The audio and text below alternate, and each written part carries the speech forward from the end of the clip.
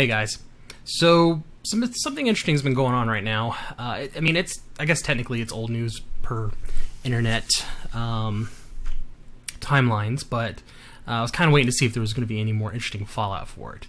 But I'm sure that you guys have heard our friend Wil Wheaton had left Twitter after Alex Jones had been banned from multiple platforms except Twitter.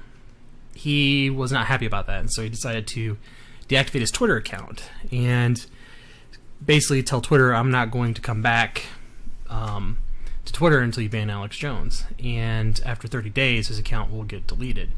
And that's something Twitter does if you deactivate your account for 30 days. It will just delete it. So you lose everything, all your followers, all this content, everything gone. So he's kind of drawing a line in the sand, I guess. And, Wil Wheaton, I'm sure plenty of you know that, he was Wesley Crusher on Star Trek Next Generation. And he was an early adopter of Twitter, but I'm a late adopter of Twitter. But I did find him originally on the internet when I came to Google+. When Google+ first launched, it was something new and cool, and I was hoping it would take off, and I never really did. But he was pretty active on Google+. It was a carbon copy of his Twitter feed, but that's how I found out about him. And this was all pre-Gamergate stuff, and so he was actually not insufferable then. He was, as far as geek culture goes, he was a voice that people listened to. And, he liked to brew beer, so did I, and it was interesting reading his article, or his blog articles about it, and, his collaboration with Stone Brewing and whatnot. But then Gamergate happened. And there was a noticeable change in Wil Wheaton. He became very politicized, and he's kind of been politicized since then. And to find out that he is a very leftist, regressive, soy boy, SJW type, which kind of went into overdrive once Trump got elected. And so his Twitter is basically just him just spewing hate. I mean, to him, it's diversity and inclusion, but, to the same people, it's hate. So, after he deactivated his Twitter account, he moved over to something called Mastodon, which is kind of like a replacement for Twitter, or alternative to Twitter. And since moving there, he has been attacked. And Mastodon's very, very left-leaning. It's super progressive. It's not a safe place for any conservative voices. It's like the complete opposite of Gab. So he is essentially he's been banned from there, and honestly, I do think the reason he was banned is dumb, but it's funny because he's getting banned for the same reasons a lot of conservative voices were being banned on Twitter. Same exact thing. In this case of the left eating itself, and he's realizing what's happening. So somebody's presenting the red pill to him, right? And it's a beautiful thing when that happens. So, for example, I'm sure this image here, this is the image of somebody taking that red pill, right? They understand now, right? This is how you create Trump voters, right? And so Wil Wheaton is in this position right now. Now, is he going to actually take the red pill? I don't know. I hope he does. He's decided to take some time off social media to reflect on everything that's happening. And what I want to do is I want to cover... I'm going to cover his blog post detailing what happened. So here it is. This is from his website, wilwheaton.net. He says, the world is a terrible place right now, and that's largely because it is what we make it. And... you know what? He's absolutely correct. As most of you know, I deactivated my Twitter account earlier this month. It's been a long time coming for a whole host of reasons, but Twitter's decision to be the only social network that gives Alex Jones a platform to spew hate, hurt innocent people, and incite violence was the final straw for me. But I haven't regretted leaving even for 1 second. Having that endless stream of hate and anger and activity in my pocket wasn't good for me, and I don't think it's good for anyone, to be honest. And he's right. Twitter, right, left, center, it's a pretty toxic place to be. It really is. Now, I can go off on a whole tangent about the whole Alex Jones thing, but That's not the point of this video. I was on Twitter from just about the very beginning. I think I'm in the first couple of thousand accounts. I remember when it was a smallish group of people who wanted to have fun, make jokes, share information, and tips on stuff that was interesting, and oh so many pictures of our pets. It was awesome. Back before it was politicized. Back before the SJWs destroyed it. It started to get toxic slowly at first, and then all at once, starting with the misogynist dipshits who are behind the gate which shall not be named, you know, Gamergate. It was clearly a turning point for Twitter, and it never really recovered from it. And this kind of goes back to what I said. After Gamergate, he became extremely toxic, and it was absolutely just terrible. And I need to close off my Steam here. But anyways, so it started to get. I already read that. That was clearly a turning point for Twitter, and I never really recovered from it. I watched in real time as the site I love turned into a right-wing talk show shouting match that made YouTube comments and C-SPAN call-ins seem scholarly. We tried for a couple years to fight back, to encourage Twitter to take a stand against bad actors. Ha ha, like me because I'm a bad actor, right? You got me, ha ha ha. Twitter doesn't care about how its users are affected by themselves, though. Twitter cares about growth and staying on the good side of President Schindler's tantrums. So you immediately know we're dealing with a child here, right? You use something like President Schindler. And somebody who just doesn't adhere to logic. But he's right, Twitter has become very toxic, and I don't disagree with that. But, you know, according to him, he says that we tried for years to fight back, which is suppressing free speech. That's what it is. And Twitter doesn't care about how his users are affected by themselves, though, which I find this, you know, pretty hilarious that, you know, Twitter is extremely against right-wing conservative voices. They're not overt about it. Sometimes they are, but they're not completely overt about it. And to him, Twitter doesn't care about its users because it doesn't silence speech he likes. You know, something that makes him uncomfortable. I mean, honestly, the most lucid and concise indictment I can give to Twitter is it's the service that Donald Trump uses to communicate and with and incite his cultists. It's just the hypocrisy is just insane. Anyway, enough about how terrible Twitter is. We all know how terrible it is. That's never going to change, by the way. I know some very good people who are working on making Twitter better. Again, people who are trying to suppress freedom of speech. But honestly, don't think they can overcome the institutional inertia that has allowed it to get to the point that it's at now. It may get incrementally better, but the fundamental problem of random, mostly anonymous people being terrible isn't going to change. And that's never going to change in any community ever, Will. So, just FYI.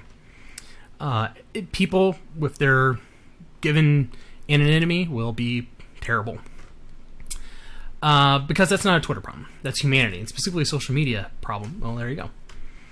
I thought if I had left Twitter, I could find a new social network that would give some competition. Twitter's monopoly on the social space is a big reason it can ignore people who are abused and harassed while pushing people for reporting their attackers. So I fired up this account. I made it Mastodon a long time ago. I thought I'd find something different. I thought I'd find a smaller community that was more like Twitter was back in 2008 or 9. Cat pictures, jokes, links to interesting things that we found in the backwaters of the internet, interactions with friends we haven't just met yet. What I found was not that. What he found was an echo chamber. Right? He found a complete echo chamber. And of course, when I'm recording, all my notifications decided to pop up. So let's continue reading. Let's see. I found a harsh reality that I'm still trying to process. Thousands of people who don't know me, who have never interacted with me, who internalized a series of lies about me. Oh, yeah, see, this is where things are going to get so important about this. Who were never willing to give me a chance. I was harassed from the minute I made my account, and though I expected the shut up Wesley and go fuck yourselves to taper off after a day, so it never did. And even though I never broke any rules on the server I joined, on this Christian Minecraft server, Mastodon is individual instances, which is like a server which connects to a federated timeline, which is what all the other servers are. One of its admins told me they were suspending my account because they got 60 reports overnight about my account, and they didn't want to deal with the drama. I respect and support that person's decision, which is very, very righteous of you, Wesley. because it's a private server and it's run with their time, energy, attention, and presumably money. I don't agree with it at all, and I think it's deeply unfair as well as rewarding abuse of reporting system that's meant to protect users. The hypocrisy here. I mean, people on the right, or not even people on the right, centrists, the classical liberals, this is something that they've been suffering since Gamergate, is, the abuse of the reporting system.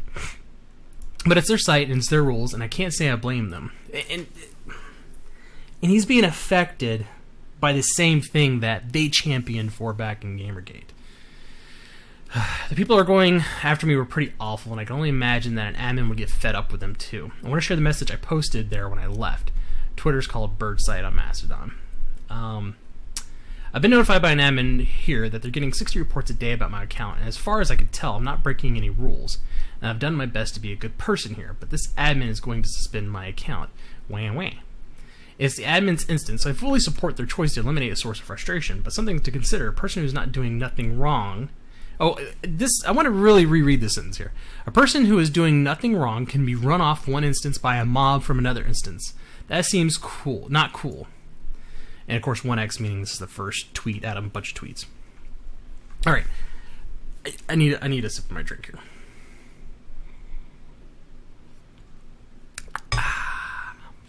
So basically, he was brigaded, right? And he was completely brigaded off the site, which is a tactic that the regressive left has used quite successfully for quite a number of years. And now he's the target of it. And now that he's the target of it, it's not fair.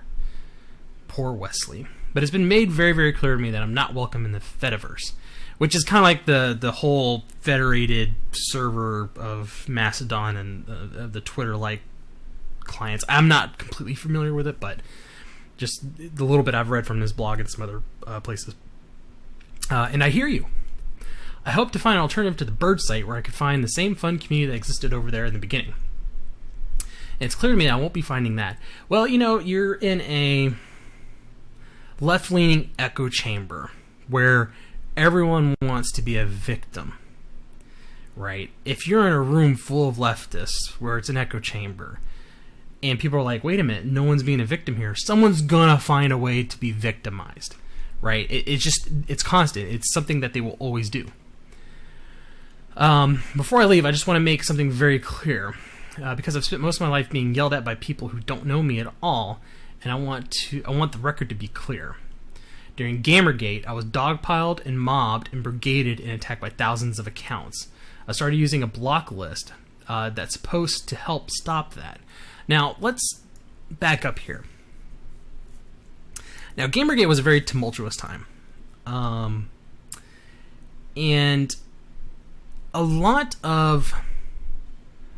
there was a lot of accounts created back during the Gamergate. My first true experience with Twitter was during the Gamergate days.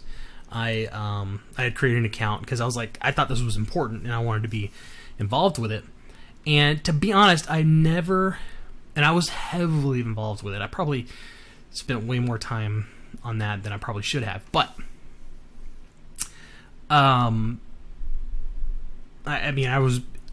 got in pretty deep, and I've since been out after maybe about the first year, because it was just eating up too much of my time, to be honest. I have a job. I have a family to take care of. So, to him, dogpiling is people critically debating him, right? That's what he's saying. And I saw this happening with him. People debating him.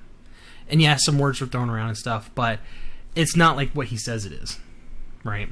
And of course, anybody who disagrees with me, this is what the left is saying. Anybody that disagrees with me, they're just brigading me, they're attacking me, they're mobbing me, right? Meanwhile, the leftists, they have perfected mobbing. I did not know that the block list I signed up for also had a ton of trans women on it. When I found out, I did everything I could to remove those women from the list I shared. When there were still innocents on the list, I stopped sharing the list entirely. Despite this, a mob has decided that I am anti-trans. This is also super important. And the thing is, all this evidence is in Will's face, right? I just don't think he's put it together yet, right? So this blacklist was created by somebody, by a leftist. He was like, we're getting brigaded, we need to blacklist. We want to block out, anybody who wants to debate us. What's funny is that there's a lot of people on the left who were part of the mobbing of themselves, of the leftists, of the progressives, the SJWs. Because they wanted the victim mentality. And I have no doubt that some of these trans people are on this list simply because they had done that, right? They wanted to create victims. They wanted to create victims to use for their arguments. And there was a lot of trans people during Gamergate. They're like, yeah, I'm trans, but I completely disagree. I'm on Gamergate's side, even though I'm trans. Something like Blair White being like the most visible, I guess. But there was a ton of trans people. I actually have followed a ton of trans people who were completely on the side of Gamergate. So just because you're trans doesn't mean you're innocent, right? Gamergate proved that. The lie that I'm anti-trans or anti-LGBTQ is deeply hurtful to me. I know there's nothing like the pain LGBTQ people deal with every day, that they simply want to exist in a world that treats them so badly, but it's still hurtful in its own way to me.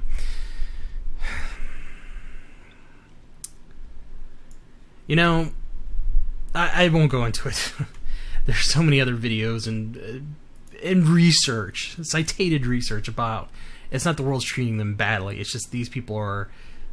A lot of them have a lot of problems that they're not getting help for, which is unfortunate, but it's true.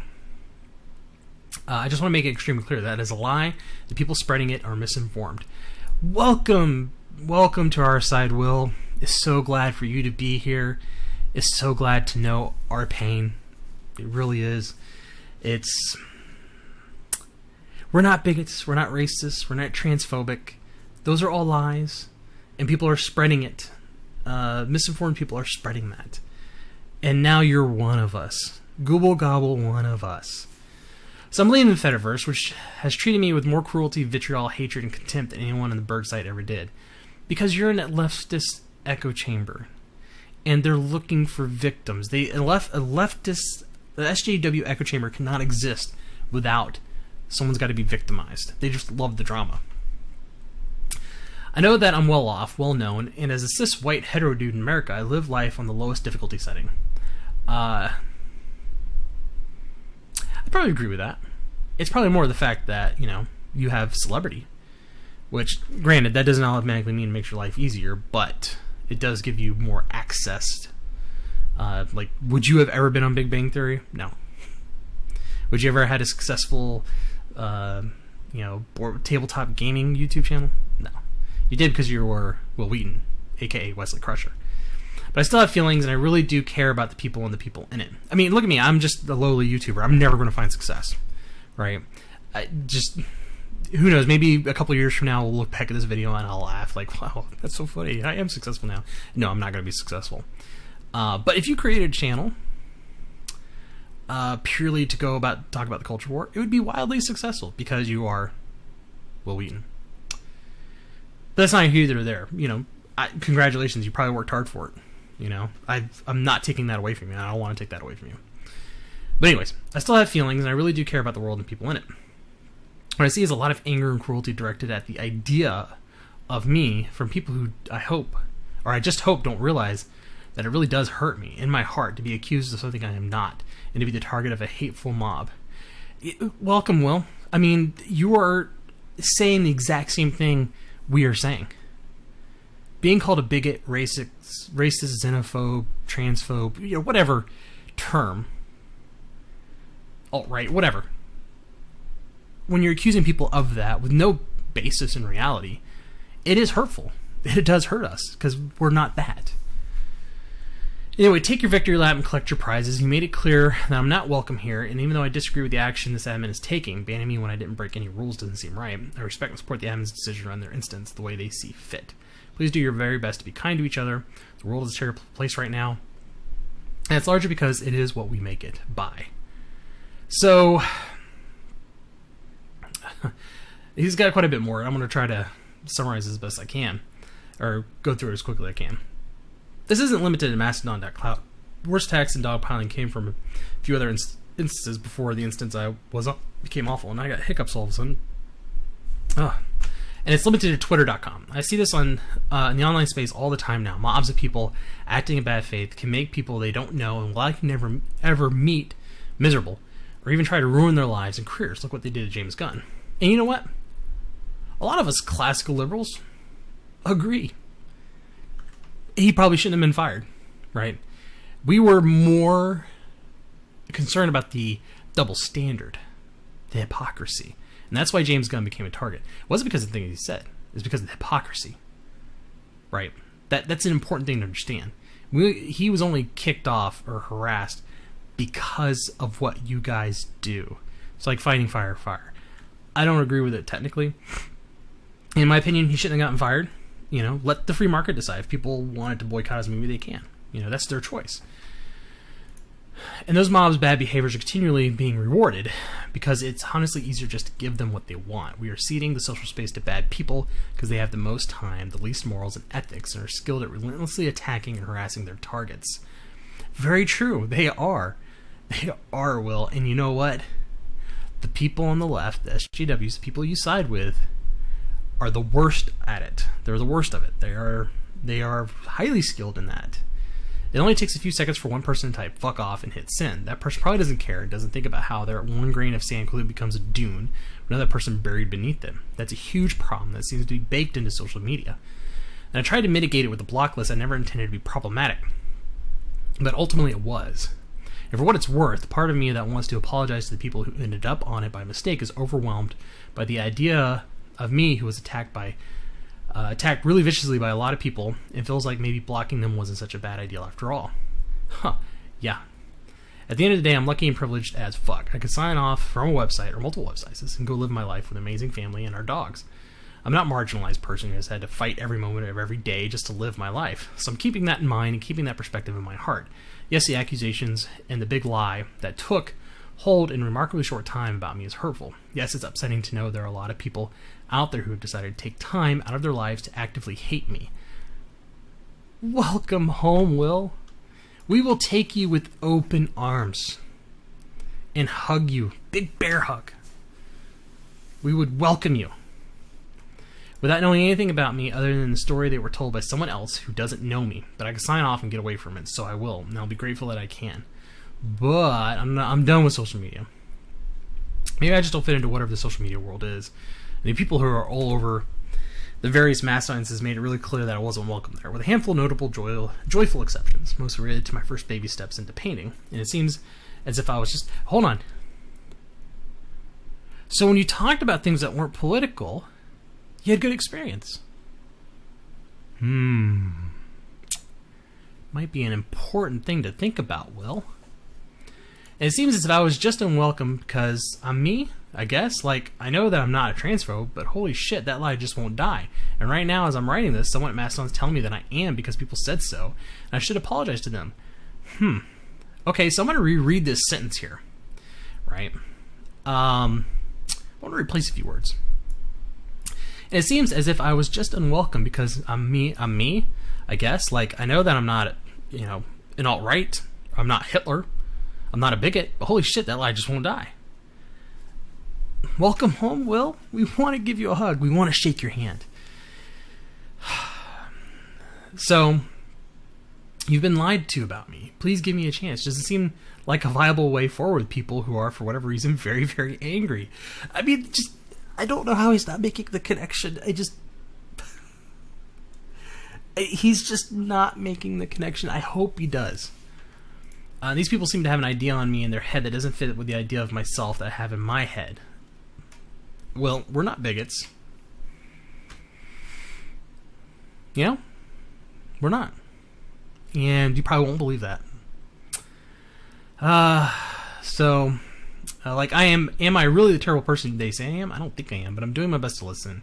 When I say, please stop yelling at me and let's have a conversation that I can grow from, I get yelled at for tone policing. Honestly, I just get exhausted and throw up my hands. Every sentence here is it's exactly what people who are classical liberals, people on the right, conservatives, people who are centrists, just, this is the things they've been saying, Will. But you guys don't listen. You just want to attack. Right? I'm hoping you make this connection. I really do. Maybe I'm not the person they tell me I am, but I represent the person in their heads, and they treat me accordingly. Every sentence, Will, it's just... every sentence, you're putting it right in front of your face, right? The red pill is right in front of your face. You're just not taking it. I just hope you take this, reread it, and digest it, and think about it. Think about this from someone on the other side, and maybe you think, you know what? Maybe there's something to what they're saying. Maybe there's something. Maybe they're not all bigots. Maybe we've been doing to the people that I consider to be, to the right of me, that was done to me. Just think of it that way, Will. If they're willing to do it to you, someone who is a very, very, very established SJW, they're willing to do it to you. It's all lies. And I agree. I totally agree. I don't think you're a trans vote. I think what happened to you is very shitty. But think what they would do to somebody on the right. What lies they would do. Creating images and creating boogeymen in their head just because it makes them feel better. Right? Just think about it, Will.